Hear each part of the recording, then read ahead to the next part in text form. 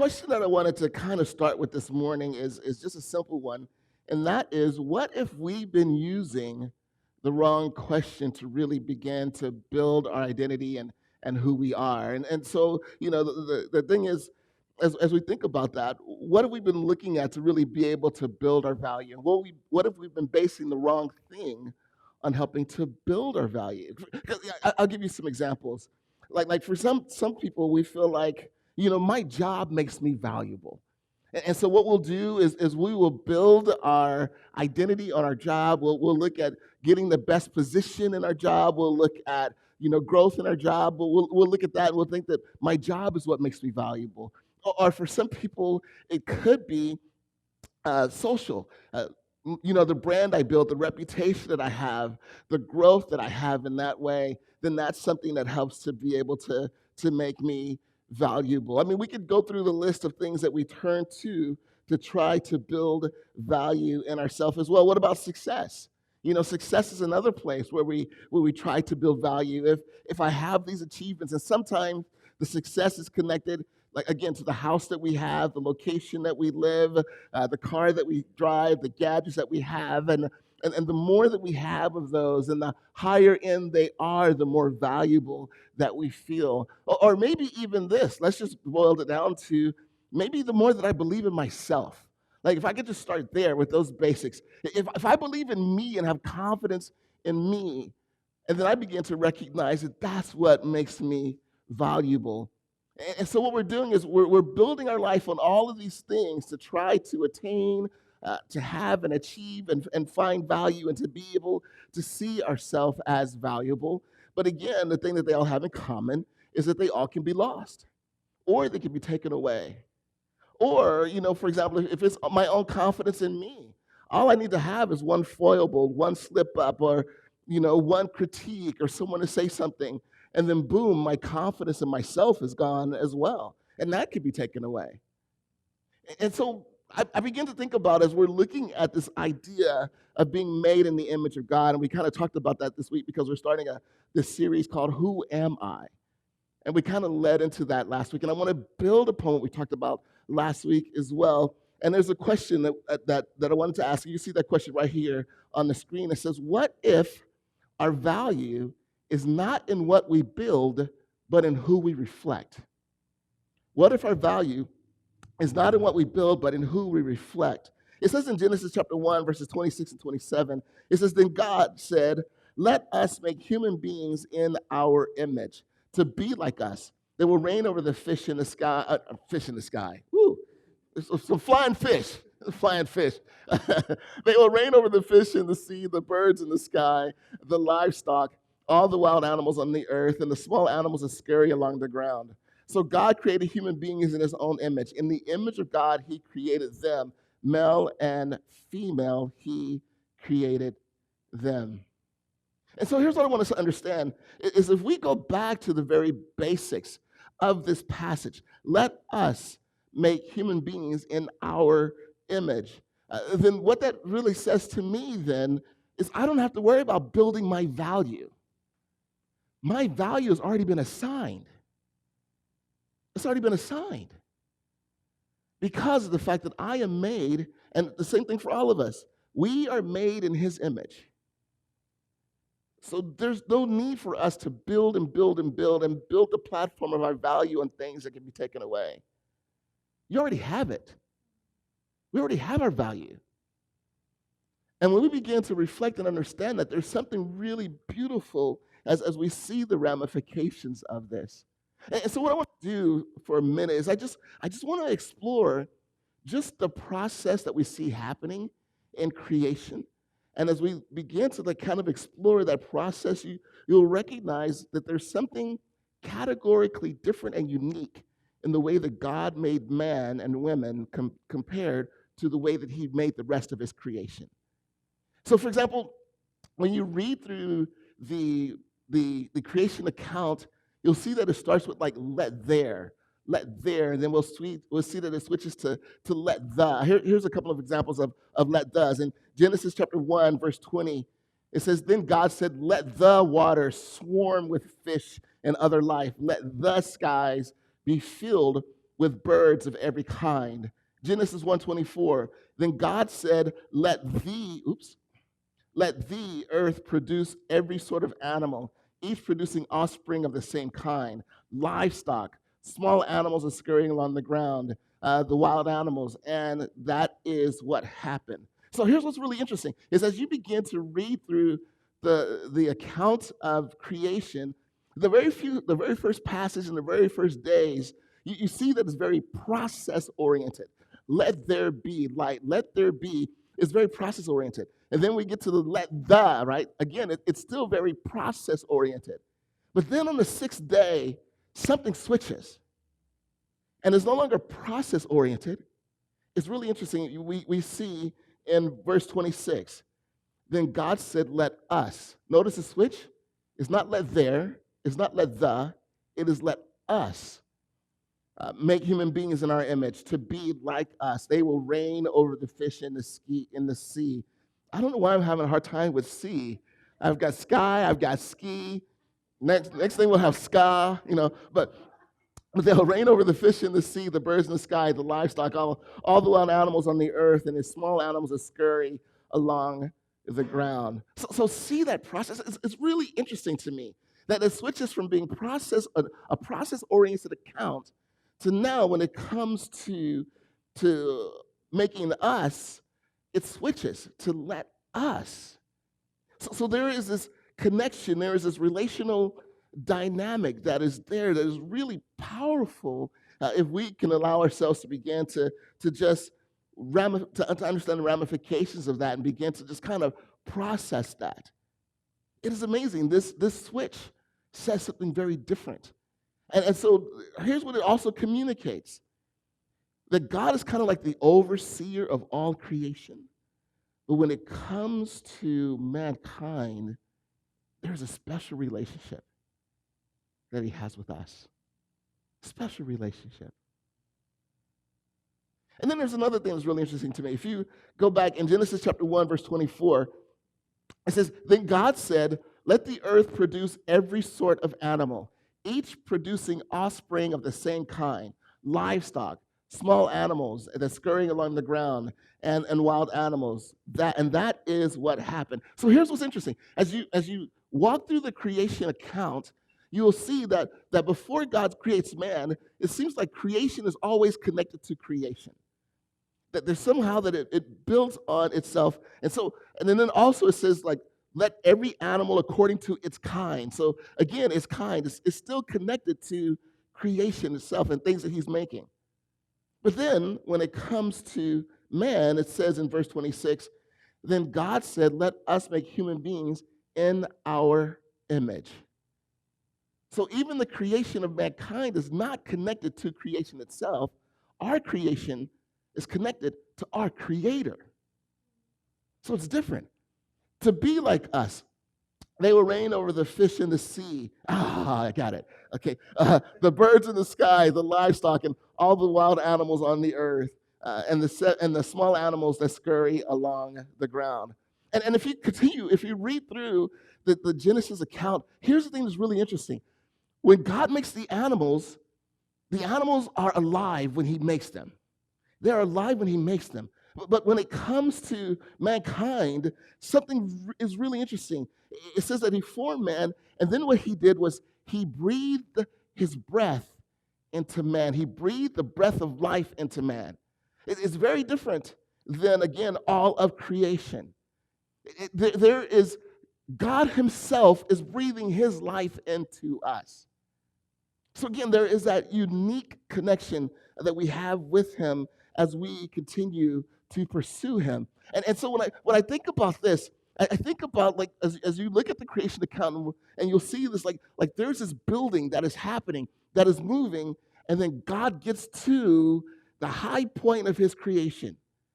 And that is you, and that is me. And when he gets to that element, it is himself that he's given in making us. So we're not created according to creation. Again, we are created according to our Creator. So that assigns a very different value than all of creation as well. And then as I began to look at this, then this passage made a lot of sense to me.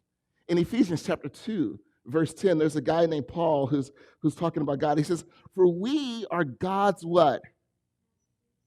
We are God's masterpiece. He has created us anew in Christ Jesus. So we can do the good things he planned for us long ago. But we are God's what? We are God's masterpiece. We are his masterpiece. Now, I've seen the work of artists. If you go to museums, right, you'll see the work of artists. And you'll see like all the incredible things that they have done. But there are certain works of art or sculpture that an artist will create, and they will say that that is the artist's what? Masterpiece. And the interesting thing about the masterpiece is, although all of these other elements in these works of art, these works of art, they may be great and they may be fantastic. But in the masterpiece, the capturing of the lighting might be different, the brush strokes might be different, the weight of the brush strokes might be different. But there is something about the masterpiece that categorically stands out that is different than the rest of their art pieces. So again, when we look at creation and God declares that we are his masterpiece, that there's something different about us that stands out amongst all of creation. And it's important that we're able to recognize that. Because again, what that means is that we have significance. What that means is that we have value. We have value. Now, the Hebrew word that is used for image in this passage is tselem. So like we hear the word tselem, just put a T right in front of it. So tselem, and it also means likeness, and it means likeness and form. And as a matter of fact, we may have used this word image without actually saying image.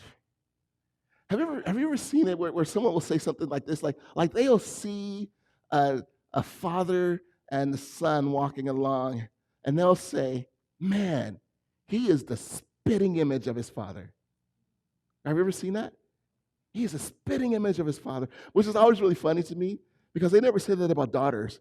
She is the spitting image of her mother. Why? Because spit is gross, right? It's just gross. And so we don't affiliate, women with gross things, just the guys. But we will say things like, "Man, she's just like her mom. She laughs just like her mom. She sees things just like her mom. She has insight just like her mom." Or he acts just like his dad. He laughs like his dad. He talks like his dad. He reacts like his dad. And so what you see is like there's the connection. And so really, us being made in the image of God, what we are meant to be is the spitting image of our Father. So that when people see us, they say, "Wow, he's like his father, or she's like her father." That they're actually able to see Jesus in us, in the way that we live our lives. Which reminds me then, is what are we? We're this. I'm sorry, I realize, like, people are like, yeah, I'm shining like lights in people's eyes, so I'll reflect it upwards. But we're a reflection. And so what is the purpose of a mirror, right? When I look in a mirror, hey, but when I look in the mirror, what should I see? My reflection. I should see my reflection. And here's the thing that we have to understand, that whatever it is that we are trying to reflect is what we become. It is what we value. So the thing that we have to ask is, if I'm a reflection, what is it that I am reflecting? And see, that's the problem. When we're trying to build our value on our wealth, then what we're doing is we're reflecting money.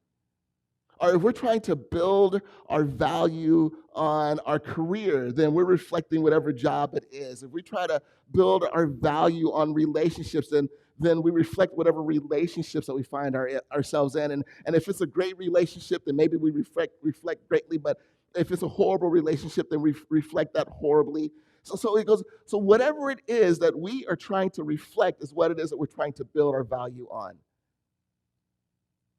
So the thing that we have to ask ourselves is, what is it that I'm trying to reflect?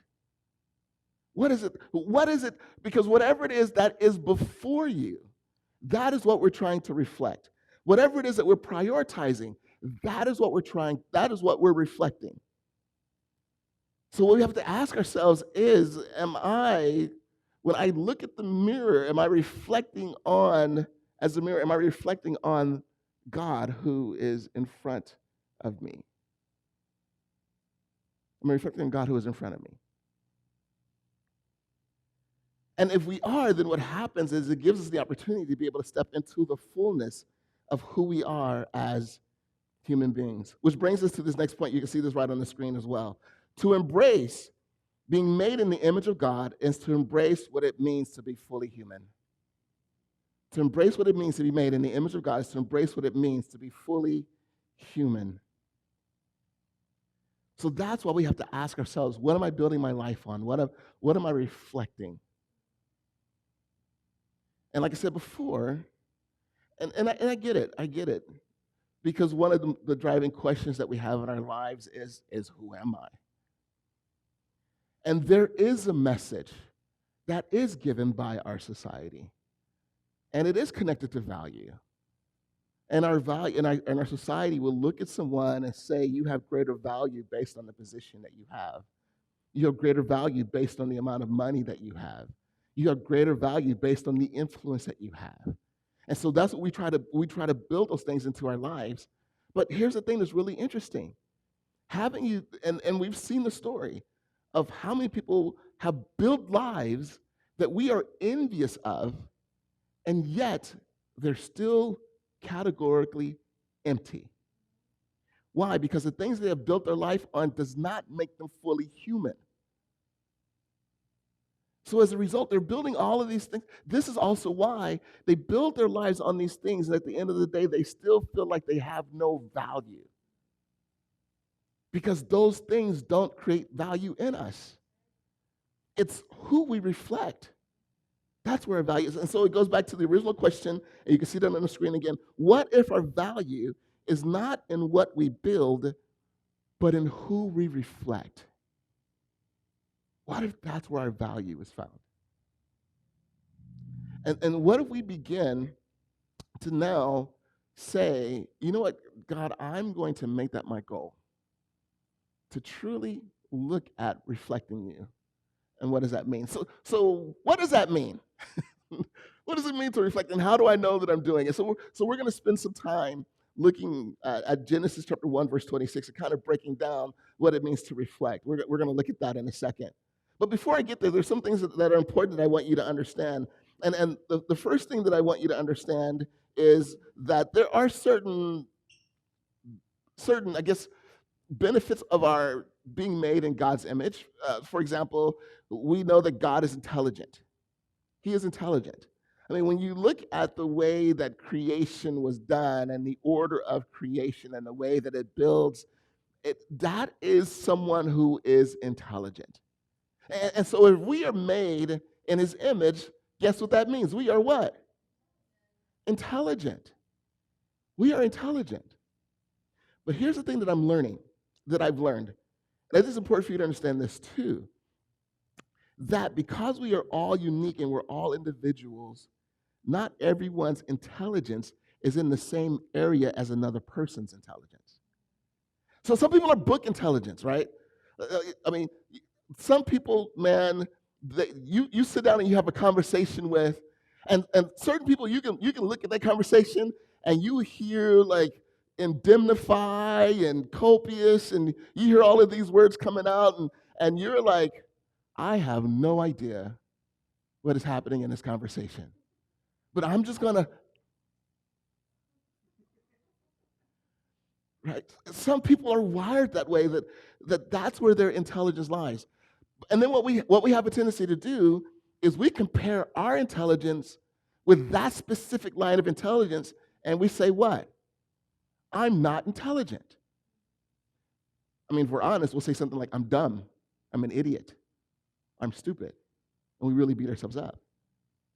But began to realize that there are different types of intelligence. There are people who are artistically intelligent, that they are able, it's amazing to me how when I look at my wife and how my wife naturally puts things together, that she will sit down and create a design that takes her 5 minutes to do, that would take me 5 days to do.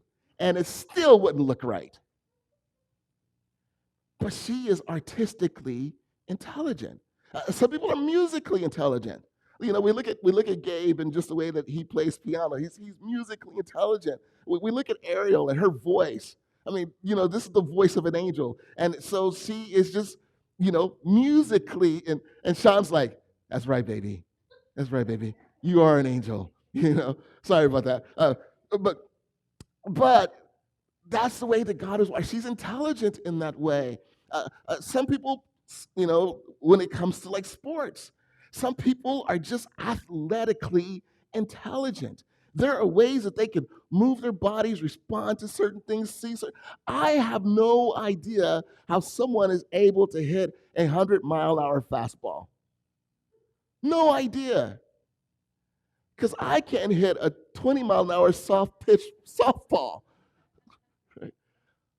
But it's amazing to me. So I want us to understand that when it comes to intelligence, please don't make the mistake of comparing an area of your intelligence to someone else's intelligence and make you think that you are not intelligent. No, you're just intelligent in a different way. So just ask God, show me how you wired me, and show me where I am intelligent. Show me where I can apply myself. But we are all intelligent. Another aspect of being made in this image when it comes to morality. Many of us have this gauge of right and wrong. Many of us have this gauge that is right and wrong. And it's interesting, like you can go to prison and you can be around some of the worst, quote unquote, people in humanity. And they will still have some semblance of what they think is right and wrong. They will have it. Something's right, something's wrong. So the reality is, where does that come from? Where does that come from? One of the arguments that people have is that God cannot exist because if God existed, then evil would not be in this world. Well, here's the question though. How would you know what evil is if God didn't exist? In order for evil to exist, you have to know that good exists. So what's the source of that good? How do you know what good is? Well, that's what we get from being made in God's image. So the reality is the argument of evil does not disprove God's presence or existence. It actually proves even more because we know that it's evil. We have to have a standard by which we gauge it by. But so we all have this sense of knowing something's right or wrong. Another benefit that we have from being made in this image is what I would call the idea of volition, of will. Because wouldn't we agree that there's one thing to know what is right and wrong, it's another thing to do what is right or wrong? Wouldn't we agree that? And again, that is different. When we look at the animals that exist in creation, animals don't have a sense of right and wrong. What they do is they respond to the stimulus, and their goal is survival. But they don't have a sense of what's right and wrong. Now, I know it feels that way, when you walk in the house and you catch your dog, peeing in the corner, and you get on your dog's case and the dog looks at you kind of thing, and they do that walk of shame as they kind of walk out and their tail is tucked between their legs. But you know what? They're not responding to a sense of inner morality that they have. They're responding because, wow, my owner is upset with me. I shouldn't have peed in the corner. But it's not like they're evaluating life like, what is the meaning of my pee?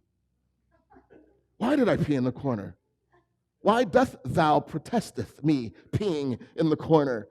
That's not how they're just like, oh my gosh, you're upset with me. I want to make you happy kind of thing.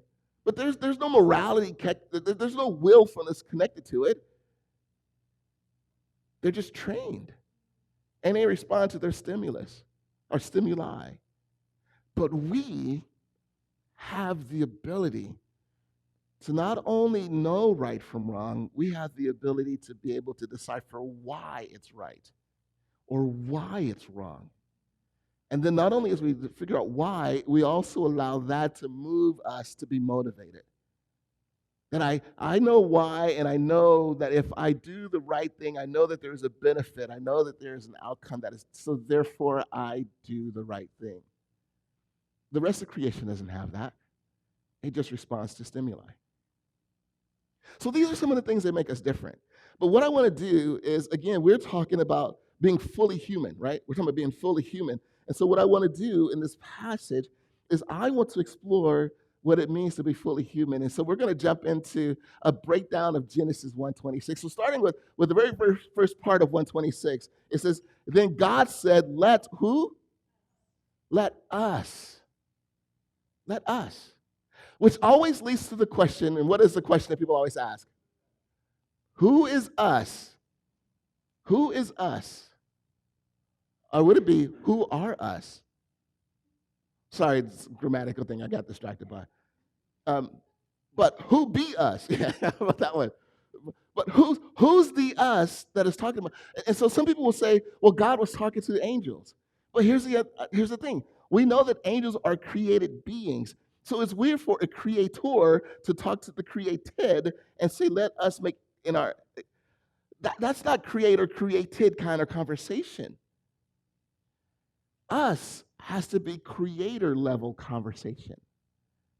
So what happens is when we look through creation account itself, for example, in Genesis chapter 1, the very first verse talks about the Spirit. So we see the Spirit being involved in creation. When we go through it, we read in John chapter 1, and Colossians talks about this as well. We see that Christ is involved in creation. And then we know that the Father is involved in creation.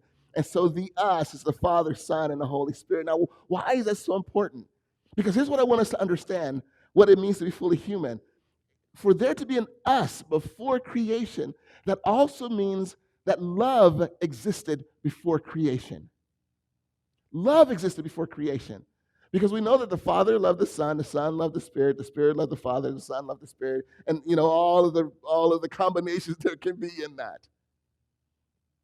So if we are made in his image, that us conversation, then maybe just part of what it means to be fully human is to be people who love. Which now means that the great commandment makes sense. Love the Lord your God with your heart, soul, mind, and strength. Love your neighbor as yourself. Because when we are doing that, if we're made in his image, then what are we doing? We are reflecting him. In 1 John, it says that God is love.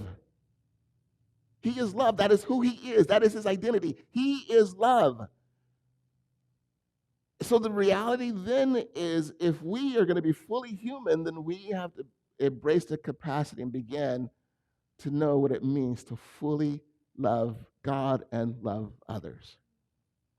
It goes on and it says, make human beings in our image.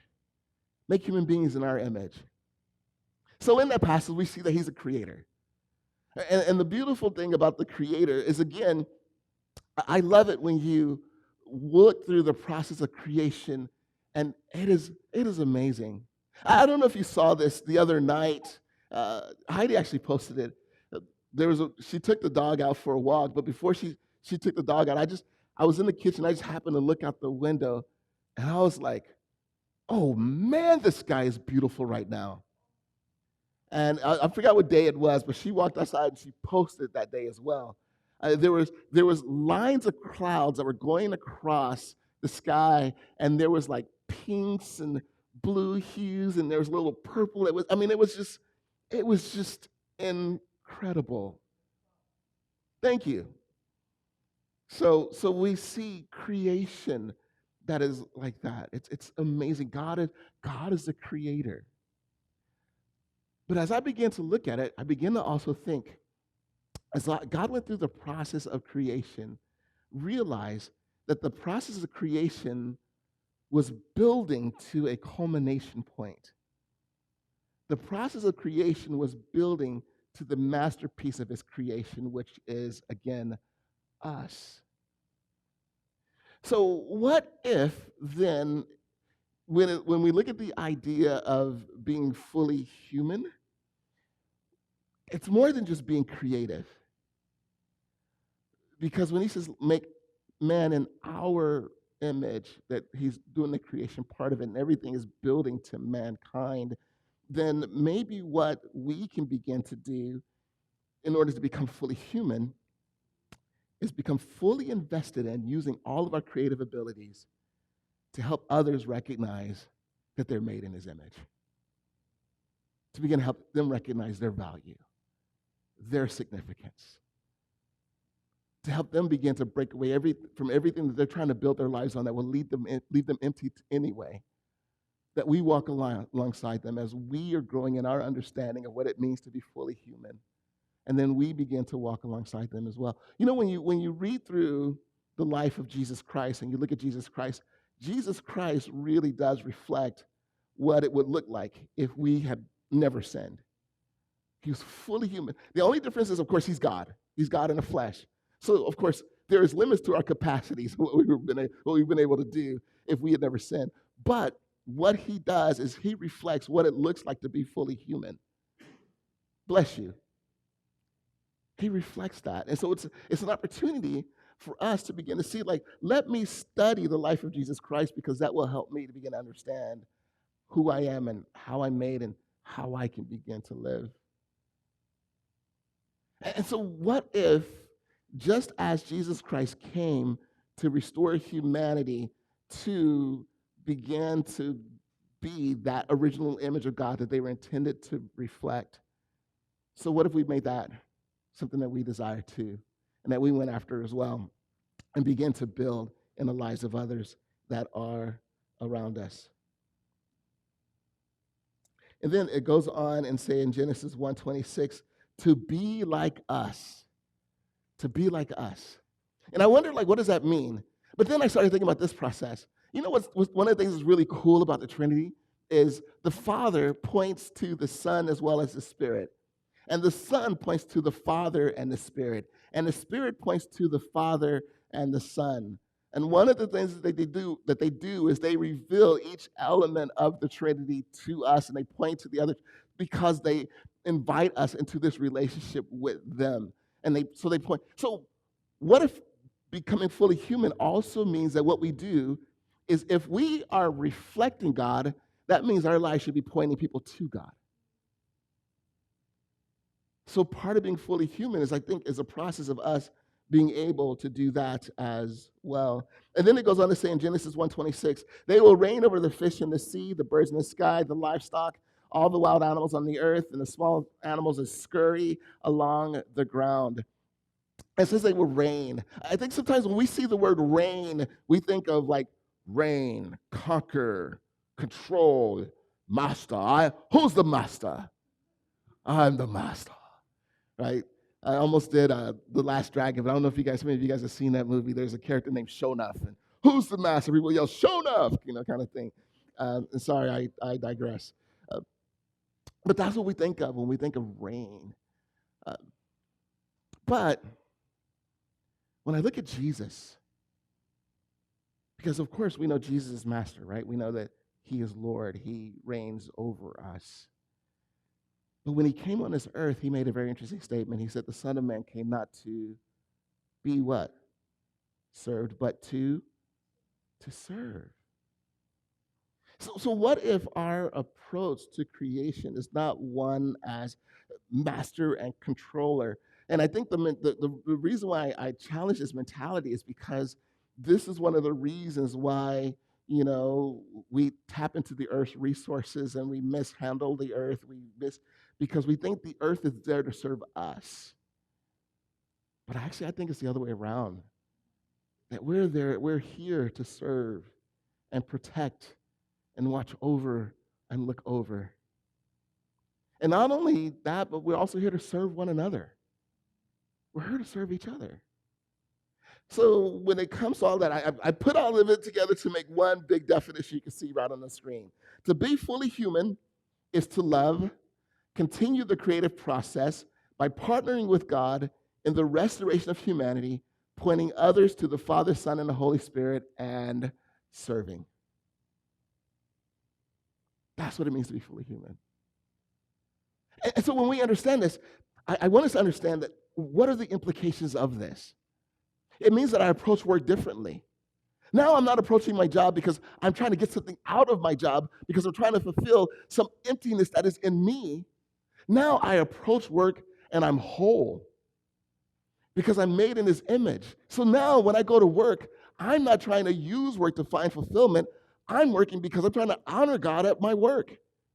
But it also means I treat my employees differently if I'm a boss. I treat my fellow employees differently if I'm working. That I treat my boss differently.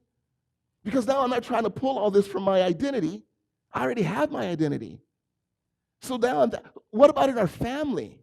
How would it change our family? How would it change the way that I react to my wife or my wife reacts to me, the way that we parent? How would it change our grandparent for some of you? But how would it change all of that? Because it's powerful now when you begin to think about, now, I'm not in this relationship out of need. I'm in this relationship because I am made whole. I'm already whole. And so what I'm doing in this relationship now is, how can I lift up my wife? How can I lift up my kids? For women, how can I lift up my husband so that they're able to step into the fullness of who God created them to be? Oh man, could you imagine the power in that and how that would change our relationships, our friendships, our connections? How it would categorically change everything, because now I'm not in it to get something out of it. I'm in it because I recognize, God, this is a place where you have put me. And so as a result of that, God, how can I begin to live fully human in this place where I'm at? Because, and so again, so now I'm not serving to gain value. I am serving out of a position that I already have a value. It changes everything. And I will say this, the more that we love, the more that we help people to step into their identity, the more that we help people to step in their value, the more that we point people to God, the more that we serve, the more that we will recognize our gifts, our abilities, and we will recognize more and more what it means to be fully human, and it would gain more value in ourselves and who we are as a result of this. So if we understand this, it's a game changer. It really is a game changer. So I want to encourage us to really begin to think about that. So again, here at Encounter, like we said before, our church is driven by the Great Commandment. Our core values are from there. Love the Lord your God with all your heart, soul, mind, and strength. Love your neighbor as yourself. Again, for loving God, we say love up. For loving others, we say love out. Right? For loving ourselves, we say love. All right, good. You guys mostly passed the test. All right. All right. So what we do is, with all of our messages, we try to pull something out of it where either we have a practice or something to reflect on. So for this one, love up. What is my life reflecting right now? Or who is my life reflecting? And again, this is not about guilt. It's not, oh man, my life. It's not about guilt. Encounter is not driven by guilt, but it is about revelation. And for us to be able to recognize, like, oh man, I've been placing my value in this or in that. God, help me to get to a point where now that I am reflecting you and you are the one that is in front of me. And then love out. Is God inviting me to help restore, encourage, and bring life to? Who's God helping me to do that way? There's someone in your life that is broken, that is in need. And they need to be reminded of their value. So who is that God is inviting you to do that with? And then love, and then love in. What would change if I stopped trying to prove my value and started living by reflecting the value God has already given me? What would change? And so with all of these, I want to encourage us to do something really simple, and that is take the next step. Figure out what your next step is. Don't worry about, all the changes that need to happen. Maybe, for example, the next step might be, no, I want God to be number one in my life. So for me, maybe the next step might be, God, I just want to pray and talk to you more. God, I want to begin to read my Bible, but not read my Bible because I have to, but read my Bible because it's a place for me to be able to get to know you. I want to join the reading plan that, Encounter does for their messages so that I am encouraged each week. to kind of begin to process life and process faith. I want to begin to do that. That's where change can happen. I think sometimes we don't change because we make the amount of change that we have to do too big. We try to change everything in one moment. But find a place to start and just begin to take steps. Maybe think about where you want to be and reverse engineer it. And then what will be the first step to that process? Jesus, I thank you